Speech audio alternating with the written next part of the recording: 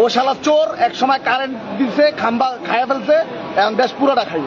যদি পাইতাম এই অক্টেন তারেক রহমানরা খাওয়াইতাম। শালার পুর দাম বাড়াস নাকি? এটা তো তোর বাপে আর তোর অন্য কেউ আয় দিব না।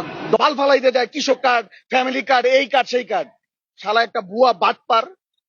আবার লাস্টে কি কইলো, আমার অতীতের ভুল ক্ষমা করে দেন। ওর 111 এর থেকেও খারাপ অবস্থা হওয়ার দরকার ছিল। ফসলের লেগে ক্ষমতায় বসাইছে, কৃষক কার্ড এই কার্ডের লেগে। আর শালারপুর যে মানুষের মৌলিক চাহিদা ওটা সমাধান কর। আমরাই তো দিমু। 130 টাকা অক্টেন ছিল না হাসিনার আমলে, 35 ছিল না, এখন বাড়াইতে সমস্যা কি? এক মাসের মধ্যে তো 50,000 কোটি টাকা অন্তত পক্ষে খায়া লাইছে ঋণ। বাদ বাকিটা তো আল্লাহই জানে। আর মায়ের ওই যে হাদি কয়ে গেছে না, সংসদে ঢুকা পিটাইবো, সংসদেও যাওয়ান লাগবো না, এটি মরবো রাস্তাঘাটে পড়ে। আগের দিন তো ভাগ্যা যেতে পারছে, এটি ভাগতে পারবো না। এই দেশের ভবিষ্যৎ যে কি, আর ওই যে কি বলছে, আই হ্যাভ এ প্ল্যান, এই প্ল্যানের বাস্তবায়ন চলতেছে।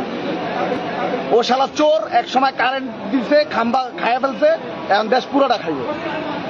পাশে তো প্রধানমন্ত্রীর কার্যালয়, পাশে প্রধানমন্ত্রীর কার্যালয়ে তো সব ভিআইপি ঢুকতেছে।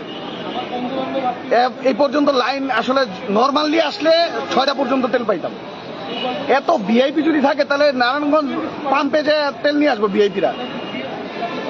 আর লজ্জা শরম সরকারি লোকের ন্যূনতম নাই, বিশেষ করে তারেক রহমানের তো নাই। ওই যে দেখেন না, সংসদে বক্তব্য দিতে যাই ভুলভাল কয়, 8 পাস তো, এর বেশি মেয়েটা খাটে না তো তার। এই শালার পুতকে পরিণতি হইব যে লন্ডন আবার যাইবো আর কি। আর যে কিছু কমু যদি পাইতাম, এই অক্টেন তারেক রহমানরা খাওয়াইতাম।